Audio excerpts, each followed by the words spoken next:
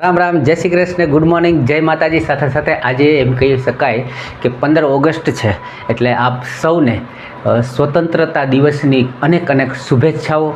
ખૂબ જ બધી શુભકામનાઓ મારી આપની સાથે જોડાયેલી છે. અને સાથે શીતળા સાતમ છે, જન્માષ્ટમીનો પર્વ પણ છે, એટલે બધાને હેપી જન્માષ્ટમી.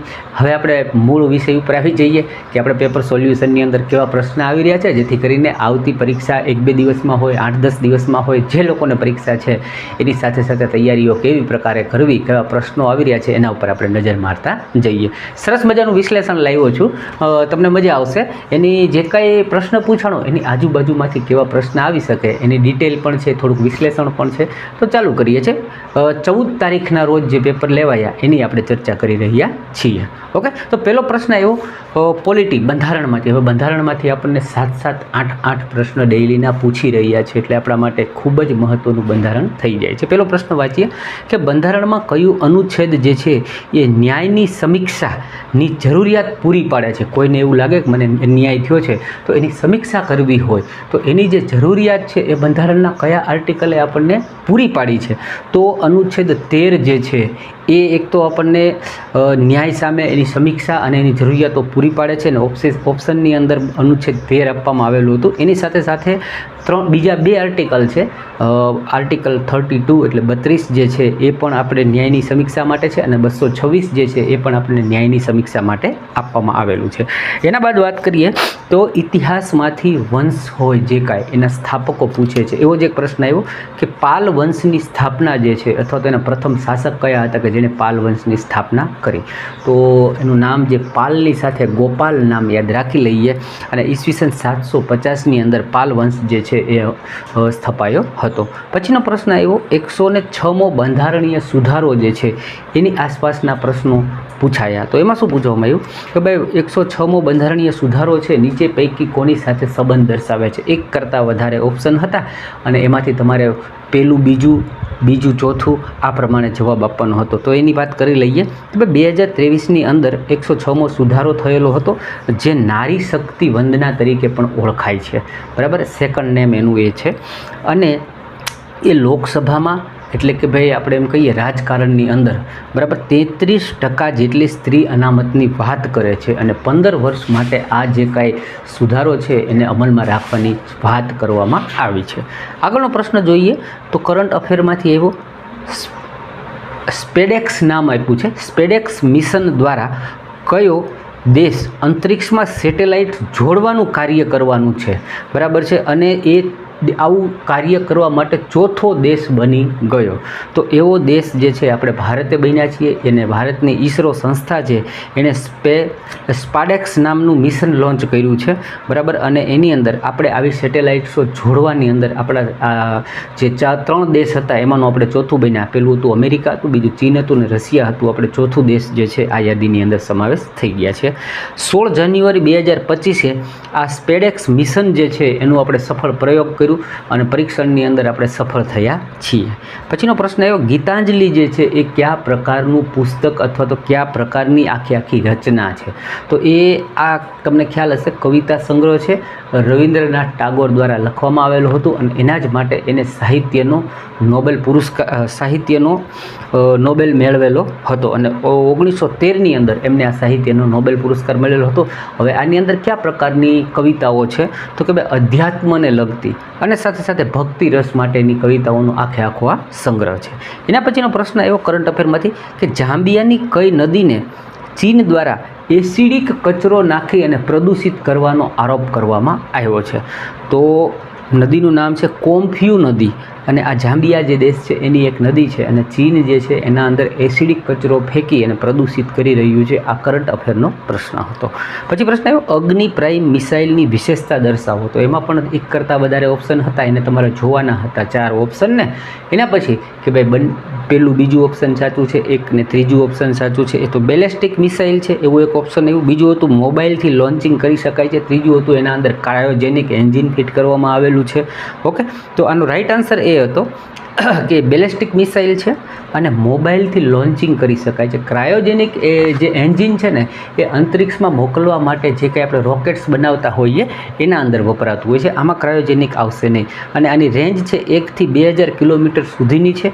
અને અગ્નિ 1 અને અગ્નિ 2 પછીનું આપણું આ લેટેસ્ટ વર્ઝન છે જેને અગ્નિ પ્રાઇમ નામ આપવામાં આવેલું છે. આગલો પ્રશ્ન આવ્યો 2025માં કયા ખેલાડીને હાઈ જમ્પ માટે મેજર ધ્યાનચંદ પુરસ્કાર આપવામાં આવેલો હતો? તો એનું નામ છે પ્રવીણ કુમાર. અને આવા ટોટલ 4 લોકો હતા જેને મેજર ધ્યાનચંદ એવોર્ડ આપવામાં આવેલા હતા. હવે આને શું કામ આપવામાં આવ્યો? તો કે પેરિસ પેરા ઓલિમ્પિક 2024માં આ ભાઈ જે છે હાઈ જમ્પમાં ગોલ્ડ મેડલ મેળવીને લાવેલા હતા. અને એના સિવાય હરમનપ્રીત જે છે એને હોકી માટે, મનુ ભાકર જે છે એને આઈ થિંક શૂટિંગ માટે, અને ગુકેશ ડી જે છે શતરંજની અંદર એ આપણા મહાન ખેલાડી છે. આ 3 એના સિવાયના કે જેઓને આપણે એમ કહી શકીએ કે મેજર ધ્યાનચંદ પુરસ્કારથી સન્માનિત કરવામાં આવેલા હતા. પ્રશ્ન જોઈએ આપણા ઇતિહાસની અંદર જે કાંઈ અધિનિયમો આવ્યા એમાંનો એક પ્રશ્ન આવ્યો કે 1919માં જે અધિનિયમ પસાર કરવામાં આવ્યો એના અંદર એક શબ્દ ઉમેરવામાં આવ્યો તો ડાયાર્કી. આ ડાયાર્કી શબ્દ જે હતો એનો મતલબ શું થતો હતો? તો ડાયાર્કી જે શબ્દ હતો ને એ દ્વિપ્રાંતીય પ્રશાસન પ્રણાલી, એટલે કે ભાઈ હવે છે ને આપણે દેશને ચલાવવા માટે એડમિનિસ્ટ્રેટિવલી 2 ભાગોની અંદર વહેંચીએ છીએ. એક ભાગની અંદર સૈન્ય વિભાગ આવશે, રક્ષા વિભાગ આવશે. બીજા પ્રાંતની અંદર જોશું તો એની અંદર શિક્ષણ આવશે, રોજગારી આવશે. આવા દ્વિપ્રાંતની અંદર જે કાંઈ શાસનને ફેલાવવામાં આવ્યું, ભાગ પાડવામાં આવ્યા એને ડિમાર્કી એવું નામ આપવામાં આવેલું હતું. આગળ પ્રશ્ન આવ્યો 2025માં કાન ફિલ્મ ફેસ્ટિવલમાં લાઈફ ટાઈમ અચીવમેન્ટ એવોર્ડથી સન્માનિત કયા કલાકારને કરવામાં આવેલા છે? તો એ અમેરિકી એક્ટર છે જેનું નામ છે રોબર્ટ ડી નેરો. ઓકે, શું નામ છે? Robert De Niro. અને 2025માં કાન ફિલ્મ ફેસ્ટિવલની અંદર અને લાઈફ ટાઈમ અચીવમેન્ટ એવોર્ડથી સન્માનિત કરવામાં આવેલા છે. કરંટ અફેરનો ક્વેશ્ચન્સ હતો. આગળ જોઈએ કે સંવિધાન એટલે બંધારણમાં 5મી અનુસૂચિ જે છે એ શું દર્શાવી રહી છે? એ પણ મલ્ટિપલ ઓપ્શન હતા કે ભાઈ પહેલું, બીજું, ચોથું. એને વાંચીએ. શું કહે છે? પહેલી વાત તો એ જે છે આ 5મી અનુસૂચિ શું દર્શાવે છે? તો કે ભાઈ આ અનુસૂચિત જાતિ અને જનજાતિનું જે ક્ષેત્ર છે બરાબર છે એમાં કયા પ્રકારે શાસન હોવું જોઈએ એની વાત કરે છે. એનાથી આગળ વાત કરીએ તો કે જે અસમ, મેઘાલય, ત્રિપુરા, મિઝોરમ આના સિવાયના રાજ્યોમાં જે કાંઈ શાસન પ્રણાલી હશે એ જ વાત કરવામાં આવી છે. કારણ કે આ લોકોને આપણે એક અલગથી રાજ્યનો દરજ્જો આપવામાં આવેલો હતો. અને વાત કરી હતી કે રાષ્ટ્રપતિ જે છે એને આમાં જે કાંઈ તમામ હક, હિસ્સો, ફેરફાર કરવાના અધિકાર આપવામાં આવેલા છે. અમે એના રિયલ વસ્તુઓ કહી દીધી. ઓપ્શન જે કાંઈ આ મુજબ હોય એને આપણે ટીક કરવાના રહેશે.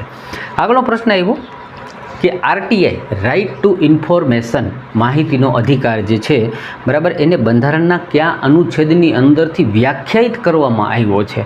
તો 19 નંબરનો આર્ટિકલ જે છે એ આપણને એમ કહેવાય કે ભાઈ બોલવાની, પોતાની વાત જે છે એ કહેવાની અને એના જ આધારે આખું મીડિયા જે છે એમ કે પ્રેસ મીડિયા ચાલતું હોય છે તો એને કંઈક ટચ કરે છે. એટલે આર્ટિકલ 19નું પહેલું જે સેક્શન છે એનું એના અંદર અભિવ્યક્તિની આઝાદી મુજબ તમને સૂચનાનો અધિકાર છે, માહિતી મેળવવાનો અધિકાર છે એ આપણે કહી શકીએ છીએ. પછીનો પ્રશ્ન આવ્યો M23 એટલે એમ લખ્યું છે ને 23 લખ્યું છે. આ સશસ્ત્ર સમૂહ જે છે હાલ ચર્ચામાં રહેલું બરાબર છે આ તે કયા દેશની અંદર કાર્યરત આ સમૂહ છે? ઓકે, તો જેવી રીતે આપણે આતંકવાદીઓ પ્રવૃત્તિઓ કરતા હોય, ગવર્મેન્ટની સામે લડતા હોય એવું જ એક સમૂહ છે જેનું આખું નામ છે માર્ચ 23 અને આ આખું સશસ્ત્રી તરીકે જાણીતું છે. અને જે ડેમોક્રેટિક રિપબ્લિકન કોંગો બરાબર છે, આપણે કોંગો નદી બોલીએ છીએ એવું દેશનું નામ છે ડેમોક્રેટિક રિપબ્લિકન કોંગો. આ દેશની અંદર આ જે છે એ સરકારની સામે લડત આપતું, ફાઇટ આપતું એક એવું કહેવાય કે ભાઈ એક દળ છે. પછીનો પ્રશ્ન આવ્યો કે સહ્યાદ્રી અને ઉત્તર પૂર્વીમાં કયા પ્રકારના વન જોવા મળે છે? એટલે ભૌગોલિક પરિસ્થિતિઓ જે છે ભારતીય એમાંથી પ્રશ્ન આપણને પૂછ્યો તો કે ભાઈ ઉષ્ણકટિબંધીય સદાબહાર વન જે છે એ સહ્યાદ્રી અને ઉત્તર પૂર્વની અંદર આપણને જોવા મળે છે. પછીનો પ્રશ્ન આવ્યો ઇતિહાસમાંથી ઘટનાઓ જે બની ગઈ ઐતિહાસિક એમાંથી કે ભાઈ 1857ના સંગ્રામનું બરાબર છે નીચેનામાંથી કયું એક કારણ ન હોઈ શકે? અથવા તો કયું કારણ નથી? તો એની અંદર ઓપ્શન આપ્યા હતા કે બળજબરીપૂર્વક ઈસાઈ ધર્મમાં પરિવર્તન કરાવવું, બીજું હતું કે ભાઈ અધિકારીઓ દ્વારા ભૂમિની સુધારા નીતિઓ લાવવી, ત્રીજું ઓપ્શન હતું કે જમીનદારો દ્વારા જમીનનું શોષણ કરી લેવું, અને ચોથો એક ઓપ્શન હતું કે સ્વદેશી ઉદ્યોગોને નષ્ટ કરવા. તો મારી દ્રષ્ટિએ આગળના ત્રણ જે હતા ને, ધર્મ પરિવર્તન કરવું, ભૂમિ સુધારો નીતિ હતું, જમીનનું શોષણ કરી લેવું, આ જે ચોથો ઓપ્શન છે ને સ્વદેશી ઉદ્યોગોને નષ્ટ કરવા, તો એ મારા ખ્યાલથી ઓપ્શન એ ના હોઈ શકે, હું એવું માનું છું. આગળ પ્રશ્ન જોઈએ તો ઉદ્યોગોમાં સામાન્ય રીતે ઇન્સ્યુલેટર તરીકે શેનો ઉપયોગ થાય છે? તો આ પ્રશ્ન એને ઇન્સ્યુલેટર જ શબ્દ એમને વાપરી લીધો, એનું ગુજરાતીકરણ કરેલું નહોતું, ભાષાંતર કરેલું નથી. તો હું કહું ઇન્સ્યુલેટર જે છે ને એને કોને કહેવામાં આવે? તો તમે સામાન્ય રીતે જોયું હશે કે એક ડિસમિસ છે, લાંબુ ડિસમિસ હોય તો એનો જે હાથો છે એ એવો બનાવવામાં આવે કે એના અંદર કરંટ પસાર ના થઈ શકે, જે કરંટના સુવાહક ન હોય એવી જે વસ્તુ છે ને એને ઇન્સ્યુલેટર કહેવાય. એટલે મોટા મોટા ઉદ્યોગોની અંદર આવા જે કંઈ હોય એ સાધનો વપરાતા હોય એ કઈ ધાતુથી, કઈ વસ્તુના, કયા પદાર્થના બને છે? તો ઇન્સ્યુલેટર જે છે એના બે એવા કહેવાય ગુણ હોય. એક તો એ જલ્દીથી ગરમ ન થાય. તમે જુઓ પકડથી તમે કરંટવાળી વસ્તુને એમ કરતા હોય તો પકડનો આગળનો ભાગ ગરમ થાય, પણ જે હાથો છે એ ગરમ ન થાય. એવી જ રીતે ડિસમિસથી કામ કરતા હોય તો ડિસમિસનો જે હાથમાં આવે છે એ ગરમ થતો નથી, એને ઇન્સ્યુલેટર કહેવાય. સામાન્ય રીતે માઇકા નામના પદાર્થમાંથી બનાવવામાં આવે છે. લગભગ ધોરણ 6 7માની અંદર આ ભણાવવામાં આવે છે સાયન્સની અંદર. પછી વાત કરીએ કે 2025માં બ્રિક્સનું આયોજન ક્યાં કરાયું? બ્રિક્સ સંમેલન જે ભરાયું 2025માં ક્યાં થયું હતું? તો બ્રિક્સનું આ 17મું સંમેલન હતું. 6 થી 7 જુલાઈના રોજ 2025માં બ્રાઝિલના રિયો ડ જેનેરો ખાતે આ બ્રિક્સ સંમેલન જે છે એ યોજાયું હતું. આગળનો પ્રશ્ન આવ્યો કે Mother Mary comes to me. Mother Mary comes to me આવું પુસ્તક જે છે એ હાલ ચર્ચામાં છે, અને એના લેખક જે છે એ તમને પૂછવામાં આવે તો અરુંધતી રોય દ્વારા આ પુસ્તક જે છે લખવામાં આવેલું છે. પછી પ્રશ્ન આવ્યો ગ્રામીણ કૌશલ્ય યોજના કે જે ગ્રામ્ય લેવલે સતત વિકાસની વાત કરે છે, આ યોજનાનું નામ શું છે? 2-3 દિવસથી આનો આ પ્રશ્ન રિપીટ ફેરવીને પૂછે છે. તો આપણે કાલે પણ વાત કરી હતી કે પંડિત દીનદયાલ ઉપાધ્યાય કૌશલ્ય યોજના છે, ગ્રામીણ કૌશલ્ય યોજના, આ એનો પ્રશ્ન પૂછેલો છે. પછી પ્રશ્ન આવ્યો કે મહાસાગરમાં હવાના બદલાવો અથવા તો હવાની દિશાના બદલાવો માટે કયા કારણ જરૂરી નથી? એમાં પણ મલ્ટિપલ ઓપ્શન આપવામાં તમને આવેલા હતા. તો એમાં એક ઓપ્શન એવું હતું કે પૃથ્વીનું ફરવું, તાપમાનમાં બદલવું, જમીનનો પ્રકાર બદલવો. તો જમીન બદલવાથી એના જે કાંઈ દરિયા કિનારાની હવામાનની દિશાઓ છે એ બદલે નહીં, પૃથ્વીનું ઘૂમવું એ કારણ હોઈ શકે, તાપમાનમાં બદલાવો એ કારણ પણ હોઈ શકે. ઓકે, પછીનો પ્રશ્ન જોઈએ કે ભાઈ 1991માં ભારતની ઔદ્યોગિક વિકાસમાં બરાબર છે આવેલી પડતીમાં કોનો મોટો ફાળો હતો? તો 1991ની અંદર આપણે વાત કરીએ તો ભારતની અંદર ઔદ્યોગિકની અંદર ખૂબ જ નુકસાનની અંદર ગયેલા, એક પરિસ્થિતિ મંદી જેવી આવી ગયેલી. એ સમયે આપણને IMF તથા વર્લ્ડ બેંક જે છે આ વૈશ્વિક સંસ્થાઓ છે એમણે આપણને ઘણું બધું હુંડિયામણ નાણું આપેલું, અને જેથી આપણે એમ કહેવાય કે આપણા ઉદ્યોગોને ફરીથી સ્ટેબલાઇઝ કરી શક્યા. પછી પ્રશ્ન આવ્યો DRDOએ સ્ટેટોસ્ફેરિક આ જે છે હવાની અંદર રહેલા આવરણો છે એમાંનું એક આવરણ છે સ્ટેટોસ્ફેરિક જે છે એવું પરીક્ષણ ક્યાં કર્યું? તો DRDO દ્વારા સ્ટેટોસ્ફેરિક પરીક્ષણ કરવામાં આવ્યું. બરાબર છે, એની અંદર એ હવાના એક લેયરની અંદર આપણે સફળતાપૂર્વક એરશિપને ઉડાડી, બરાબર છે, અને એ મધ્યપ્રદેશના શિવપુરમાં 3 મે 2025ના રોજ આપણે આ પરીક્ષણ કરેલું હતું. આગળ પ્રશ્ન આવ્યો જોસેફ ફાંસલે ડુપ્લે આવો નામનો એક વ્યક્તિ હતો, એને પૂછ્યું તો ટૂંકમાં જોસેફ ડુપ્લે કયા દેશના હતા? તો જોસેફ ડુપ્લે જે હતો ને એ ફ્રાન્સનો હતો, અને ફ્રાન્સે પણ ભારતની અંદર ઈસ્ટ ઇન્ડિયા કંપની, બધાએ આપણા દેશમાં અંગ્રેજો આવ્યા ને એમ બધાએ ઈસ્ટ ઇન્ડિયા સંસ્થાઓ સ્થાપી.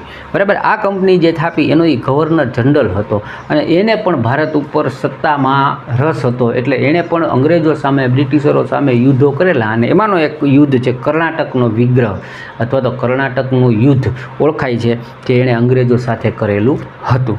પછી પ્રશ્ન આવ્યો એપ્રિલ 2025માં ભારતીય વાયુસેનાએ કરેલું યુદ્ધ અભ્યાસનું નામ? તો આપણે એ યુદ્ધ અભ્યાસ જે છે આક્રમણ નામથી કરેલું હતું, અને નૌસેનાનું આખા યુદ્ધ અભ્યાસ હતું જેમાં આપણે રાફેલ, સુખોઈ અને અન્ય આધુનિક આપણી લડાઈ વિમાન જે છે એની એક્સરસાઇઝ આ કરેલી હતી.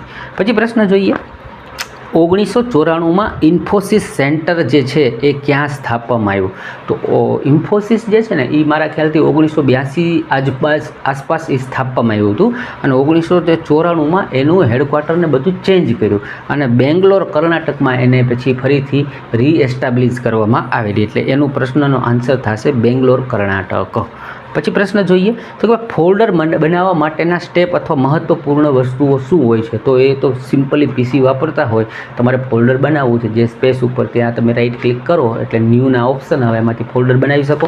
અથવા તો અત્યારની લેટેસ્ટ ઓએસની અંદર એવું છે કે તમે કોઈ પણ વસ્તુ ખોલેલી હોય ઉપર જ એક ઓપ્શન હોય છે ન્યૂ ફોલ્ડર, એને ક્લિક કરો તો પણ તમે નવું ફોલ્ડર બનાવી સીધું ન્યૂ ફોલ્ડર નેમ હોય એને તમારે નામ બદલવાનું હોય છે.